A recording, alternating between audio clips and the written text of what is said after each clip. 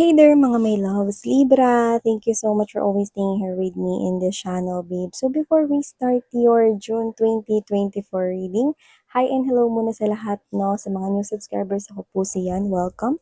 At sa mga returning subscribers, thank you so much for the warm love and support ang binibigay niyo po sa akin. So, we do not have any gender right here, and of course, this is timeless as well. So, let's pick up only the messages you think are for you. So, we're gonna shuffle muna lahat no bago natin tuluyang i-read ito for you guys. So, what are we waiting for? Let's go ahead and check this out. So, yun nga, no?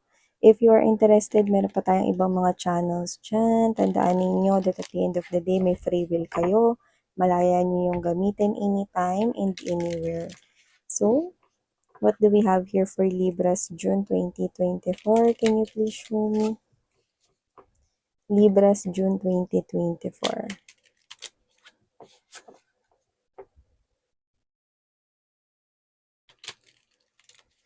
Libras June 2024.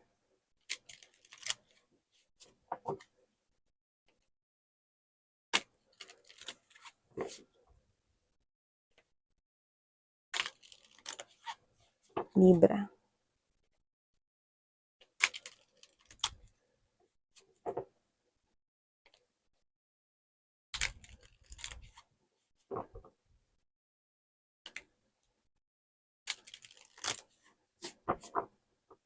Okay.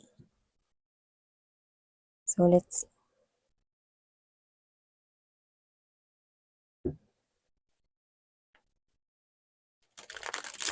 tell me more.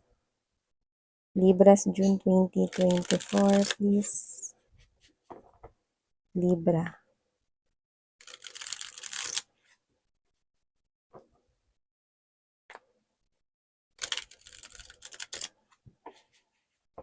Libras June 2024.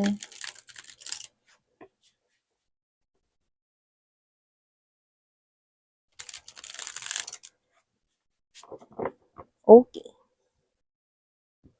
So, ilatag naman natin lahat bago natin tuluyang i-read ito for ya, guys. We have here the translucence, the flashover, serendipity, epoch, oblivion.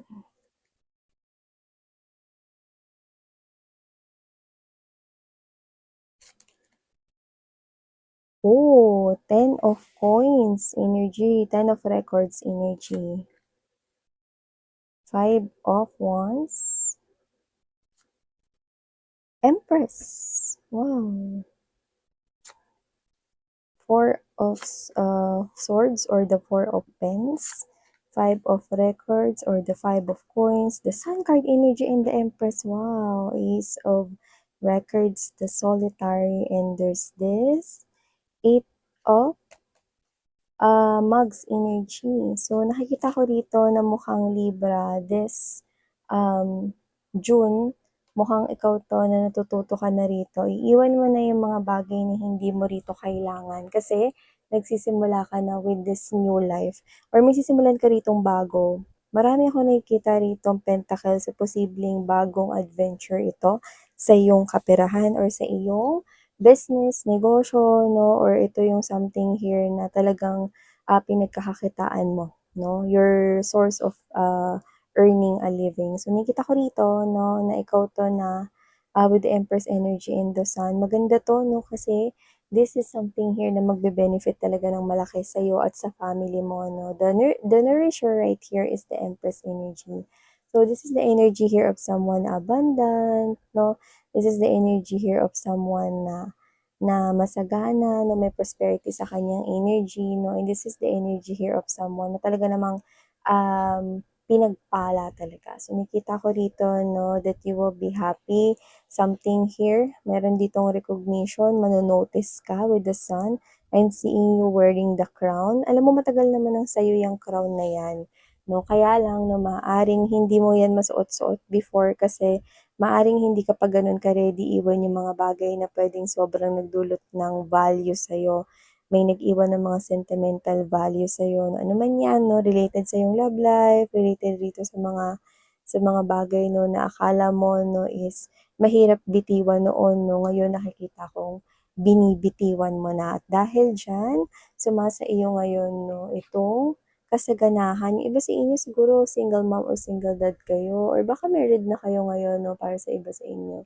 Nakikita ko rito 'no, that you are a very loving person and you are someone here na talagang, inuuna mo 'no, yung welfare at needs ng iyong family. Doesn't have to be na meron ka ng anak, sa iba meron, yes, sa iba naman wala pa 'no, at single pa kayo. So nakikita ko rito that this is you are taking care of yourself right here. Actually, yung iba sa inyo parang feeling ninyo okey na kayo ngayon all by yourself 'no, okey na okey kayo ngayon. Yung iba kahit na single masaya kayo, yun ang nakikita ko rito. Kasi marami ditong opportunities na yan, yung mga flowers na yan 'no, marami ditong opportunities ang nagpapakita 'no, kung saan itong mga opportunities na 'to 'no ay yung mga opportunities rito na magbibigay ng kasaganahan sa'yo. So nakikita ko rito 'no, na marami ritong magiging dahilan ka para maging masaya. So, wow! And also, nakita ko rin dito yung Ten of Coins energy and there's this Five of Wands. Nakita ko rito sa Ten of Coins energy, sa goal mo, lalo na sa pagdating sa pera, marami ka ritong magiging kakumpetensya. Yan 'no. So, puwedeng negosyo yan ta's pare-parehas kayong tinda or sine-sell. Puwede rin naman na sa trabaho yan ta's pare-parehas rin kayo rito or meron ka rito mga katulad na mga energies na gusto rin pala yung position 'no, yung designation, target din pala nila yun 'no.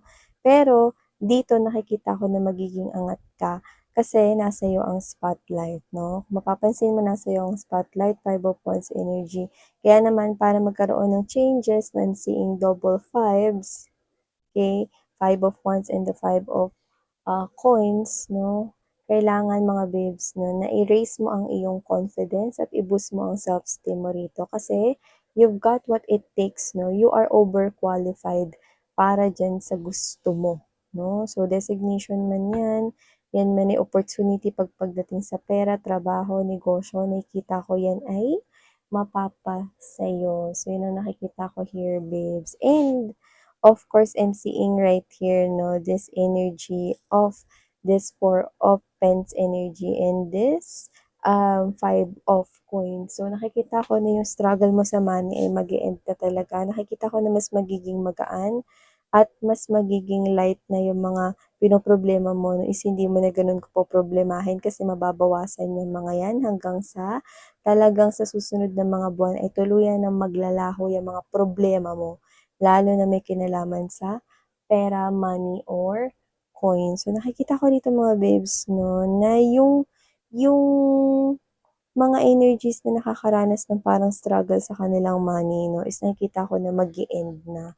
So, this is something here na puwede mo talagang i-look forward. And nakikita ko rito 'no, na with the serendipity, something here na mukhang random lang 'no, is akala mo parang nagkataon lang ito 'no, na mangyayari pero hindi ito nagkataon lang. Nakikita ko rito 'no, na posibleng ito ay bagay na na ayaw mo sana na parang balikan sa nakaraan pero bigla mong makikita. Alam mo yung energy na nagmo-move on ka na from the past 'no, pero muli mong makikita yung person na nanakit ng damdamin mo or muli mo rito na makikita yung someone rito na parang nagdulot ng malaking hindi magandang epekto sa life mo before kung sino man yun, 'di ba? So, hindi yun nagkataon lang 'no. This is a gising moment or awakening moment right here 'no, na hindi mo na kailangan na mag-deal sa ganong klaseng nakaka-drain na energy 'no. Kailangan mo lang lagi na mag-move forward here with your life. Kailangan mo lang lagi dito na ilaban kung ano man yung dapat mo rito na parang, gawin, okay sa yung future. Basta sa future ka mag-focus at sa present moment 'no. Yung mga ala-ala ng mga nakaraan with the flashover, you need to okay? You need to release all of those things. Kailangan mo na talaga na mag-move forward here sa iyong life 'no. Wag mong hayaan 'no, that with the epoch right here, wag mong hayaan na magkaroon ng pause or magkaroon rito ng stagnation sa life na binubuo mo dahil meron ka ritong Empress and the Sun card energy. Both are major arcanas that will lead you to this Ten of Coins energy, 'no. So, marami ka man ritong naranasan at natutunan 'no, gamitin mo 'yan sa pagmo-move forward mo sa journey ng iyong life. Ayan 'no, love the darkness. Yung mga nangyari sa inyo noon 'no, is mga hindi magagandang experiences sa life 'no. Gamitin mo 'yan para maging lakas mo 'no, para makuha mo yung balanse. You guys could be seeing number 33 or you could be in your early 30s or mid-30s. But you could be any, age, okay. So yun nga mga babes, yung nakita ko rito that, do not let na magkaroon ng pause or temporary stop yung buhay mo dahil lamang sa mga hindi magagandang nangyari sa nakaraan 'no. Kagaya nga ng word na nakaraan, tapos na yun. So, wag mo nang hayaan na mag-interrupt yun ngayon sa present moment mo at sa future mo. Ngayon kung makakita ka or makikita mo ulit yung mga taong nanakit sa'yo ngayong June, hayaan mo lang. Let them pass, 'di ba? Padaanin mo lang sila 'no, pero wag ka ng makaramdam ng kahit na ano, okey? Kailangan mo na mag-move forward. Isa yung paalala na dahil nakaka-drain ng energy nila, kailangan mo na mag-move forward.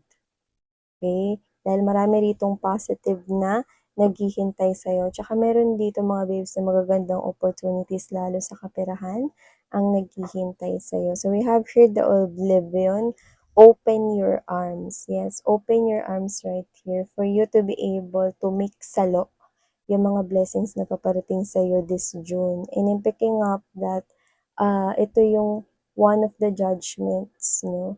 Ito yung parang hatol sa'yo ni universe dito 'no. So, nakikita ko rito na itong hatol na 'to 'no is magdadala ng maraming blessings sa life mo because you're doing great in your life. Nag-i-struggle ka man pero hindi ka sumusuko. This is you standing still, standing firm, yan. So, aside from that, Libra, nakikita ko rin dito 'no, that in the family, nakikita ko ditong merong nagre-recover na ng mabilis. So, puwedeng may magaling na at kakagaling lang sa sakit or puwedeng, maaaring may magkasakit 'no, ngayong June pero nakikita ko na it's not, something here that you need to worry. Kasi uh there's this, recovery, full recovery 'no, complete recovery ang nakikita ko sa tao na yun. So, puwedeng hindi ikaw yun, puwedeng miyembro ng family or tinuturing mong family, yan 'no. Something to do with home, yan. And when it comes to your ex right here, kung sino man 'tong ex mo na 'to 'no, maaaring siya ay literal na nagtatrabaho sa isang music industry or baka marunong lang siyang maggitara or any musical instruments.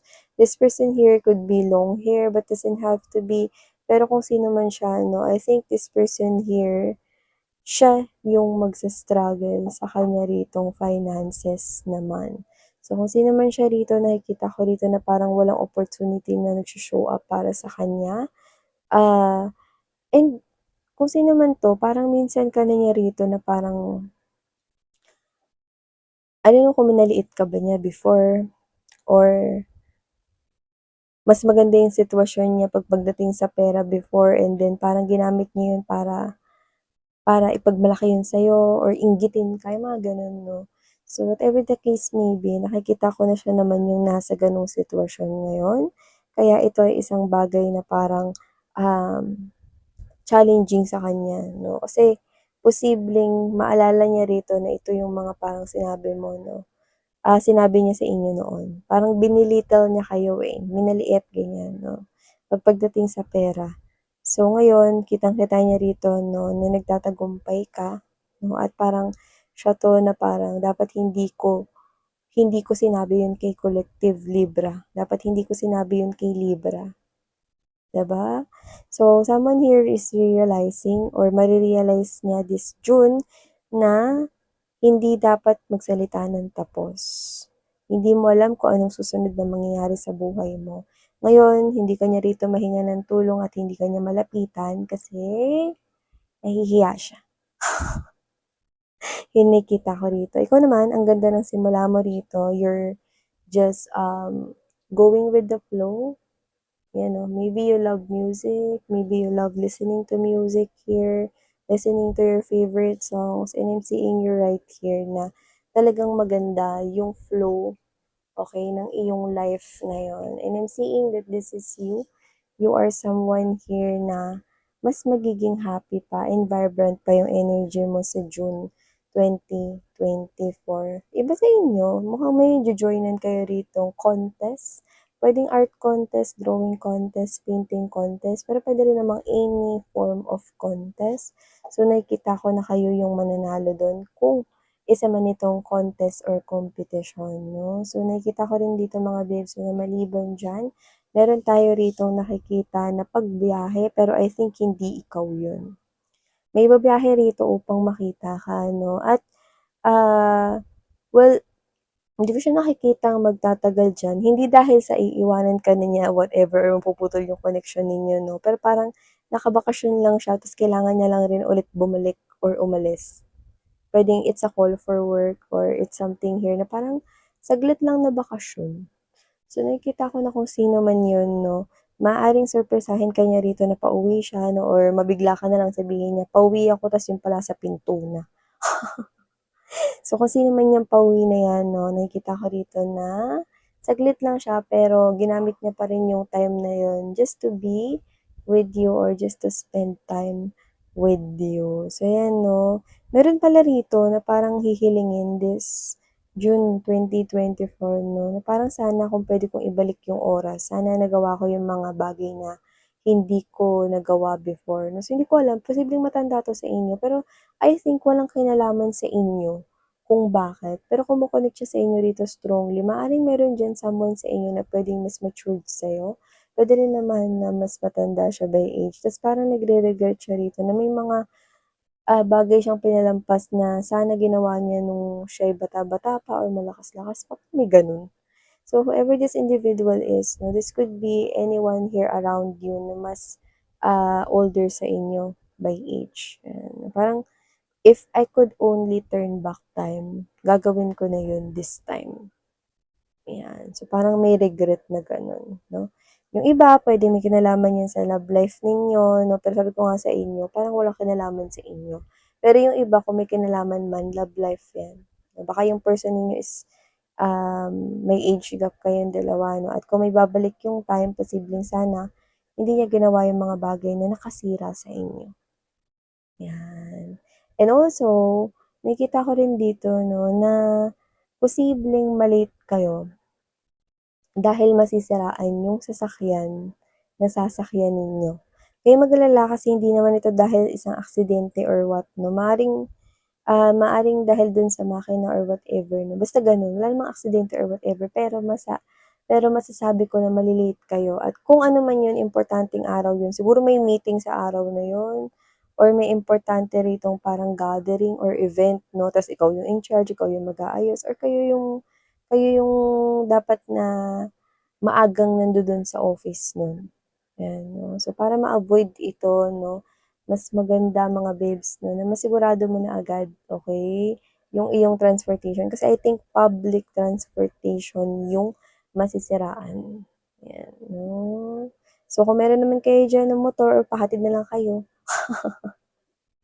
sa inyong, papa, tito 'no, or kung sino man yung may motor diyan, whatever, 'yan. So, kung papatid kayo sa gamit yung sarili ninyong car or gamit yung car ninyo, much better.